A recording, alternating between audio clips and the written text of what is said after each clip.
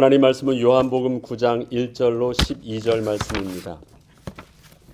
요한복음 9장 1절로 12절 말씀을 함께 읽겠습니다.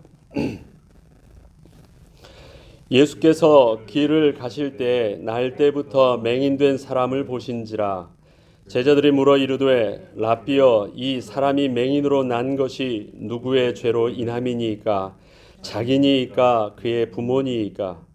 예수께서 대답하시되 이 사람이나 그 부모의 죄로 인한 것이 아니라 그에게서 하나님이 하시는 일을 나타내고자 하심이라. 때가 아직 낮음에 나를 보내신 이의 일을 우리가 하여야 하리라.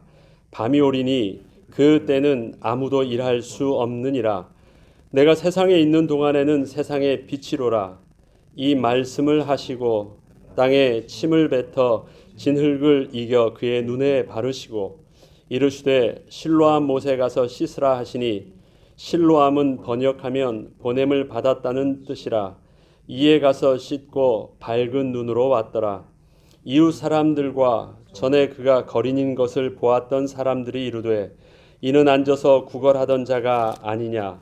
어떤 사람은 그 사람이라 하며 어떤 사람은 아니라 그와 비슷하다 하거늘 자기 말은 내가 그라하니, 그들이 묻되 그러면 내 눈이 어떻게 떠졌느냐.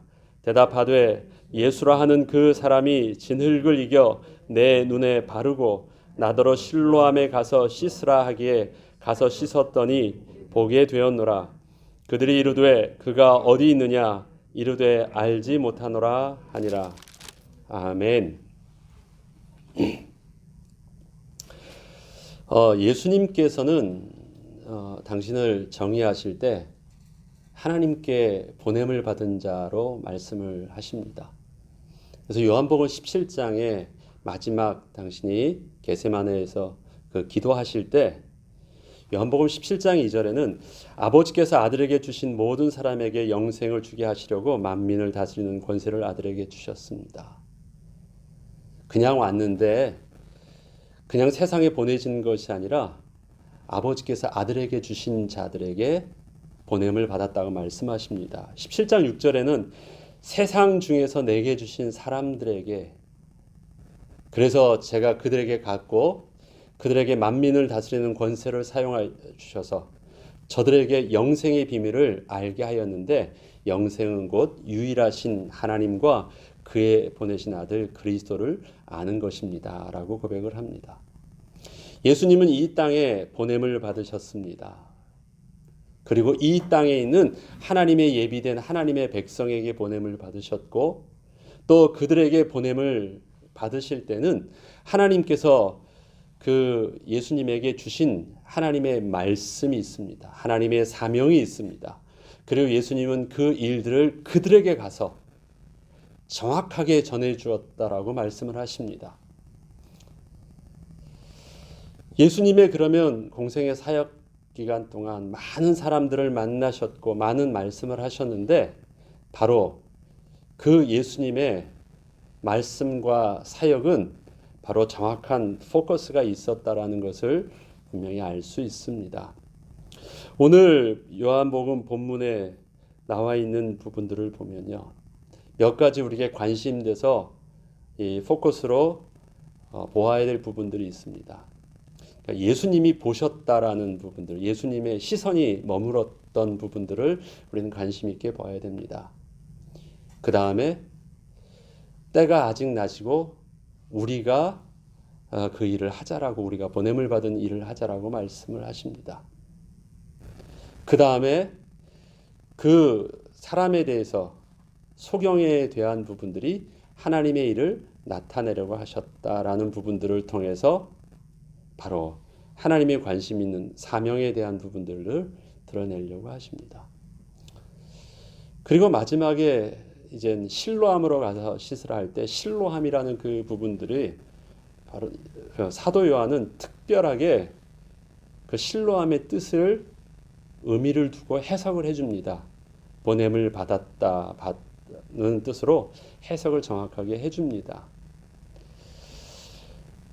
이러한 부분들을 통해서 우리는 예수님께서 이 소경된 자를 고치시는 이 부분들을 통해서 우리에게 말씀하시고자 하시는 정확한 부분들을 이 사도 요한이 요 본문을 통해서 말하고자 하는데, 이 부분들을 정확하게 이해하려면요, 이것과 마치 데자뷰처럼 똑같은 내용들을 제자들이 한 사건이 있습니다. 그래서 제자들이 예수님이 하셨던 이 모습대로 똑같이 이젠 제자가 되어서 똑같이 예수님의 사역을 그대로 하는 모습을 보는데요.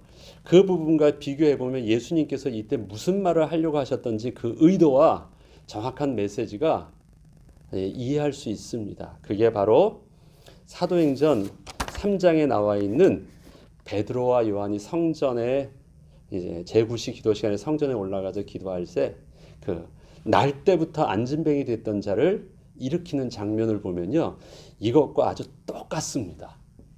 이 부분들을 보면 예수님께서 이때 무슨 말을 하려고 하셨고 어떠한 제자들에게 어떻게 제자 훈련을 하셨는지 정확한 부분들을 알 수 있는데요. 사도행전 3장에 나와 있는 부분들을 제가 빨리 내용들을 한번 정리해 보죠. 베드로 요한이 성전에 올라갑니다. 늘 올라가던 그 길이었어요. 거기에도 늘 앉아 있었던 사람이 있죠. 그냥 성전 미문에 늘 앉아 있던 사람이 있습니다. 그도 날 때부터 안진뱅이였고요.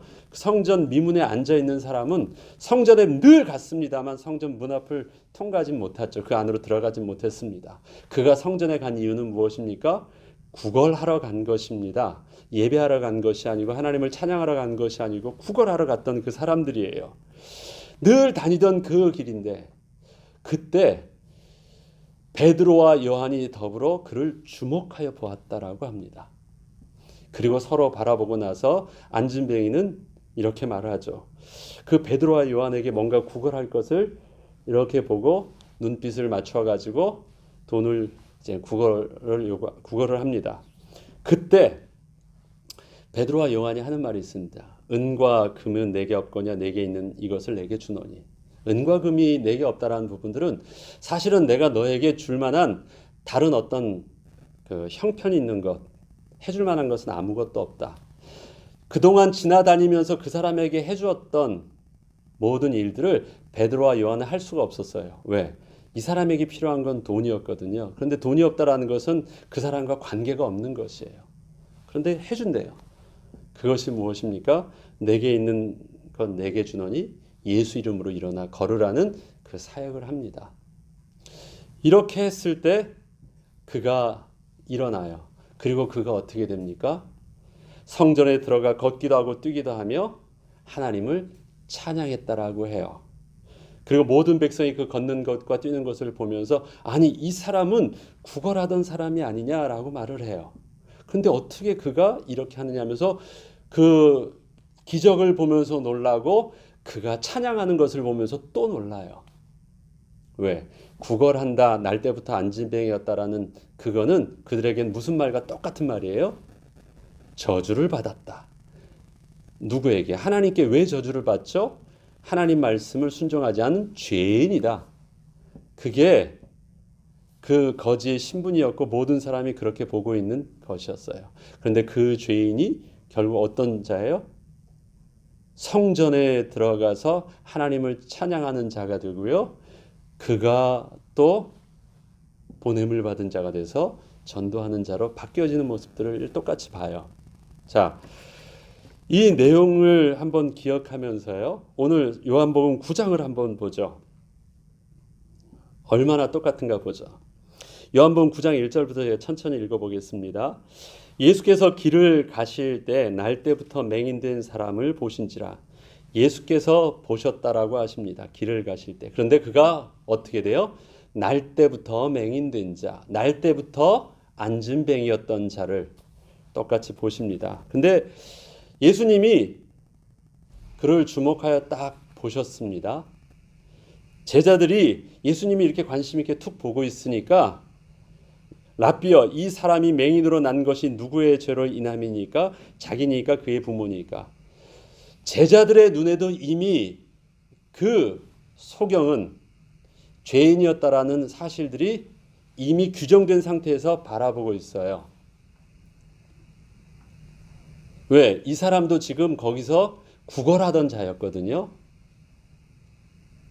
그게 제자들만의 시각입니까? 모든 유대인들의 시각입니다. 성전에 올라갈 때 그 안진뱅이가 하고 있었지만 그를 불쌍히 여기는 이유는 무엇입니까? 그에게 구걸하는 이유는 무엇이에요? 의인된 내가 그 의를 드러내기 위해서 내가 또 하나님의 율법을 온전히 이루기 위해서 순종하는 표현이 뭐냐면 그에게 구걸해 주는 것입니다. 제가 인도에 있을 때 인도의 거지들은 정말 독특한 부분들이 있습니다. 돈을 달라고 할 때는 불쌍한 듯 하면서 돈을 받지만 돈을 받고 나면요 땡큐라는 말은 없고 고개를 휙 돌립니다. 그래서 그게 너무 신기해가지고 몇 번을 확인했는데 너무 신기해서 물어봤어요. 왜 사람들이 저렇게 하냐 그러니까 저들은 자기로 인하여 이 돈을 주는 사람이 공덕을 쌓을 수 있기 때문에 오히려 자기는 저 사람을 도와주는 사람이라는 거예요. 그게 어떤 율법에 대한 사고방식들입니다. 이 사람들의 죄인된 그 부분들은 그 사람은 그냥 저주받은 자예요. 그들에게 나는 은혜를 베푸는 의인이고요. 그래서 아무런 문제 없이 그렇게 다녔어요. 제자들도 지금 보는 소경을 보는 눈도 똑같습니다. 그런데 예수님이 바라본 눈은 그 눈이 아니었어요.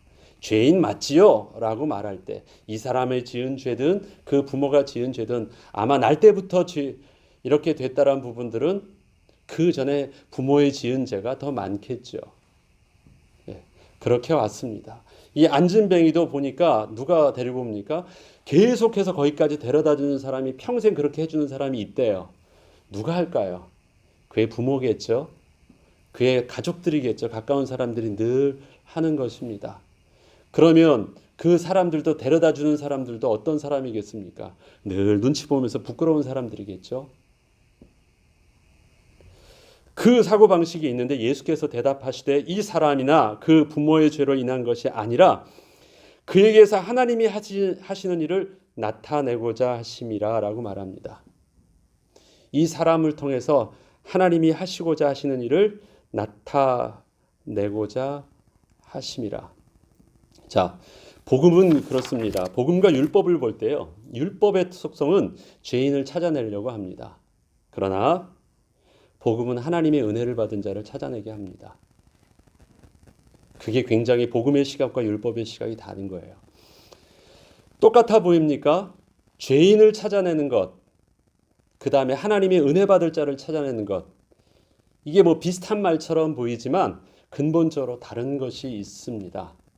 왜냐? 예수님께서는 세상에 있는 모든 사람들을 동일하게 보셨습니다. 어떻게요? 하나님을 떠난 본질상 진노받은 자, 마귀의 자녀로 이방인만 아니에요. 유대인도 똑같이 보았습니다. 하나님을 떠난 모든 자는 그들끼리는 뭐 내가 좀 더 낫고 내가 의롭다고 말하지만 다 도토리 키재이고 하나님을 떠난 죽은 자입니다. 세상 사람들은 저 사람보다 내가 더 낫다라고 표현을 하지만 하나님은 그렇지. 하나님의 거룩 앞에서는 모든 사람이 죄를 범했으며 하나님의 영광에 이르지 못하는 자입니다. 그래서 세상 사람들을 볼 때 이 사람이 죄인이다, 이 사람이 더 죄가 많다, 안 받다 얘기를 하지 않습니다. 다 똑같습니다. 그래서 그 눈에 예수님의 눈에는요, 그들 속에서 누가 특별한 것을 더 낳고 그러고를 보는 것이 아닙니다. 본래 그런 곳으로 예수님은 보내심을 받았습니다. 그 가운데 누구에게요? 하나님께서 가라고 하신 자에게 보냄을 받았다라는 게 예수님의 시각입니다. 왜? 그를 통해서 하나님의 일을 나타내게 하시려고. 그래서 예수님은 그 시각으로 보이십니다. 그래서 죄인이 보이는 것이 아니라 어떻게 해요?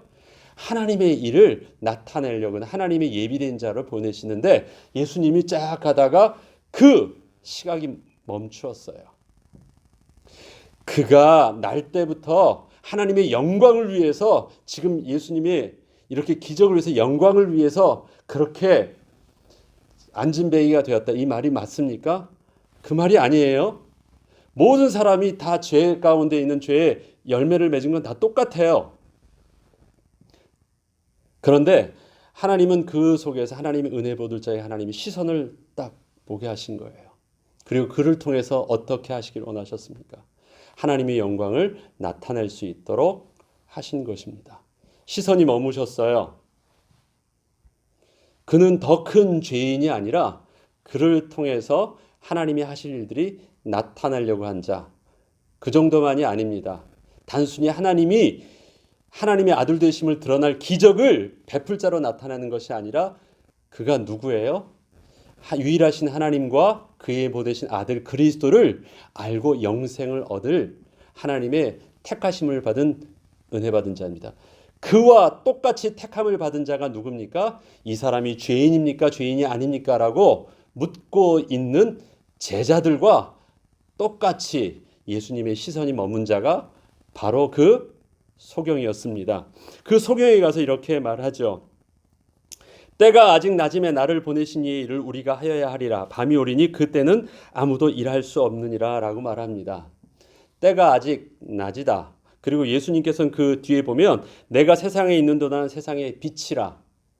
때가 아직 낮이란 말과 세상의 빛이란 말은 똑같은 말이죠. 예, 밝게. 그건 뭐예요? 지금 예수님의 사역의 시간표예요. 예수님께서 이 땅에서 맡겨주신 일들을 해야 되는 지금이라는 하나님의 시간표입니다. 그리고 그 시간표뿐만 아니라 이 일을 내가 해야 하리라 합니까? 이 일을 우리가 하여야 하리라고 합니다. 그래서 제자와 또 예수님이 함께 그 일들의 사명을 받았음을, 그리고 또 제자들에게 예수님의 사명을 이렇게 또 전달해 주는 부분들을 봅니다. 자, 이 부분들을요, 예수님 그 전에는 몰랐다가 그 제자들 속에서 또 예수님께 누구 죄인이가 물어봤던 중에 누가 있었죠? 베드로와 요한이 있었잖아요. 그래서 그때는 몰랐어요. 그때는 그들이 보는 시각이 전혀 예수님의 이 시각과는 전혀 달랐었는데 예수님의 이 부분들을 통해서 깨달은 바가 있습니다. 그래서 그들이 이제는 예수님이 가시고 나서 늘 성령의 인도받기를 위해서 예수님처럼 늘 예수님도 한적한 곳을 따라서 늘 사역을 놓고 주님 하나님께 기도했던 그 기도의 모습을 따라서 제자들도 이젠 늘 제9식 기도 시간에 늘 그들이 정시 기도를 하면서 성전을 오가고 있다가 예수님이 보던 시각으로 이제는 어떻게 해야 됩니까? 세상을, 사람을 보기 시작한 거예요. 그래서 전에는 보이지 않았던 그 죄인이 어떻게 보이기 시작합니까? 딱 보니까 문득 베드로와 요한이 서로 더불어서 주목해서 보면서 의미 있는 시선을 그 안진뱅이에게 딱 보는 거예요. 그런데 그 의미 있는 시선이 누구의 시선과 같아요? 예수님의 시선과 똑같은 거예요. 그래서 아차 하면서 둘이 딱 보면서 하는 말이에요. 은과 금은 내게 없거니와. 이 말은 뭐예요? 때가 아직 낮음에 우리가 이 일을 해야 된다는 말과 똑같은 말을 하고 있어요. 그때 예수님께서 하셨던 그 말씀을 기억하고 내가 은과 금으로 할 수 없는 일, 내게 있는 예수의 이름으로 예수님께서 직접 하셨던 그 일들을 내가 예수님의 이름으로 나도 그렇게 하겠다라는 거예요. 우리가 해야 된다라는 부분들을. 그래서 그와 똑같은 일들을 그 날 때부터 안진뱅이였던 자에게 예수님께서 날 때부터 소경된 자에게 하시는 것과 똑같은 일들을 합니다. 예수님은 그때 하셨던 일들이 있어요. 어떻게 하십니까? 땅에 침을 뱉어 진흙을 이겨 그의 눈에 바르셨다라고 하십니다. 그런데 이쪽에서는 어떻게 합니까? 손을 들어서 일으키고 일어나 걸으라고 명하십니다. 그 다음에 예수님께서 그를 실로암 가서 씻으라고 말씀을 하시면서 특별히 예수님은 실로암을 언급하시고 그게 가게 하셨습니다. 여기에서 사도 요한은 그 부분들을 의미 있게 기록한 것은 뭐냐면 사실 예수님이 굳이 이렇게까지 이런 퍼포먼스를 하지 않으셔도 돼요. 그냥 말씀만 하셨어도 저 베데스다 연못에선 그냥 살아나기도 하셨어요. 충분히 가능합니다. 말씀으로 물도 잠잠케 하시고 말씀으로 38년 된 병자도 일으키신 분이라면 뭐 굳이 이렇게 티를 내지 않으셔도 돼요. 그런데 요한은 이렇게 한 이유를 왜 그러셨을까라는 이유를요. 이렇게 봤대요. 신로함이라는 것 때문에 그래요. 왜? 신로함은 보냄을 받았다라는 뜻이거든요. 예수님이 보냄을 받으셨다. 예수님이 하나님께 보냄을 받았다. 그 다음에 우리 제자가 예수님께 보냄을 받았다. 그 다음에 병자가 저 죄인들에게 자기를 정죄하는 그 율법사들과 종교인들에게 복음을 알지 못하는 저들에게 보냄을 받았다. 그래서 나중에 지금 이 소경된 자도 나아가서요. 예수가 그리스도이심을 정확하게 증거합니다. 그는 믿음으로 눈을 뜨지 않았어요. 전혀 그는 의식이 없었고 예수님이 누군지도 몰랐던 그가 예수님께서 눈을 뜨게 하신 이 일들을 통해서 마치 영적인 눈을 또 바디모를 통해서 니고데모를 통해서 눈을 뜨게 하셨던 것처럼 나중에 보면 예수님이 이 부분들이 하나님께서 하신 일들임을 나는 상식적으로 알게 됐는데 왜 당신은 그 율법의 말씀을 통해서 알지 못하느냐고 오히려 유대의 지도자들을 나중에 반문하는 게 이제 내일 읽을 본문에서 나오거든요. 보냄을 받았다라는 것입니다. 이런 그 부분들을. 그래서 어떻게 해요? 죄인인 줄 알았는데 율법의 눈으로는 죄인이었는 줄 알았는데 우리하고는 관심 없이 저들에게 관심이 없는 자인 줄 알았는데 하나님이 주시는 새로운 영의 눈이 뜨고 사명의 눈이 뜨고 복음의 눈이 떠서 그를 보니까 그 죄인이 아니라 하나님의 영광을 드러낼 자로 보여지기 시작했고 그가 죄인이 아니란 사실들이 어떻게 증거가 돼요? 그는 구걸하던 자라고 생각했는데 모든 사람들이 놀라요. 그리고 그 사실들이 베드로와 요한이 있던 그 성전에서는 어떤 사건이 일어납니까? 특별하게 이것을 기록하죠. 그가 성전 안으로 들어가서 뛰고 하나님을 찬양하고 예수님이 하셨다라고 그리스도를 증거해요. 참된 하나님의 백성의 온전한 모습이 유일하게 그를 통해서 드러나고 있음을 봐요. 많은 사람들이 성전에 들어가서 하나님을 찬양해야 되는데 유일하게 진짜 하나님을 하나님으로 찬양하고 예수를 그리스도로 높이는 자가 누구예요? 성전 미문에서 보냄을 받은 자가 없었기 때문에 보냄을 받은 자가 그에게 하나님의 복음을 전해주지 않았었기 때문에 늘 감추어져 있다가 보내는 자가 없으면 어찌 전하리요 전파하는 자가 없으면 어찌 믿으리요 기록된 바. 왜 복음이 들은 자가 복됩니까? 그를 통해서 복음을 들었을 때 들음에서 나고 믿음으로 나고 구원을 얻기 때문에 이러한 복음을 전하지 않으면 어떻게 된다고 말합니까? 그래서 사도들이 화가 면할 거라는 말을 하는 이유가 있습니다. 그래요. 예수님께서는 오는 많은 자들에게 추수할 것은 많되 그것을 추수할 자들이 없다라고 말하고 너희들이 가서 추수하라고 말씀을 하십니다. 왜 그럴까요? 똑같은 사람이었는데 왜 보이지 않을까요? 그들이 다 죄인으로 보이고 그들이 구걸하는 자로 보이고 그들은 우리가 은혜를 그냥 나의 의를 쌓을 수 있는 도구로만 보였던 그들인 줄 알았는데 예수님의 시선이 머무는 것, 예수님의 시선이 보는 것은 완전히 달랐어요. 제자들이 예수 그리스도의 십자가의 죽으심과 부활하심과 그의 보내신 자 성령이 임했을 때 이렇게 바뀐 거예요. 그때는 몰랐었어요. 그런데 나중에 지나니까 예수님이 소경의 눈을 뜨게 하시는 그 부분들, 예수님이 신로함이 가게 하셨던 그분이 무엇인지를 알게 된 거예요. 그리고 그 제자 둘이서 똑같죠? 아주 똑같습니다. 똑같이 혹시 하고 했는데 진짜였어요. 진짜 멀리 갈 것이 아니라 하나님의 예비된 자가 그곳에 있다는 것을 보고 그들이 놀랍니다.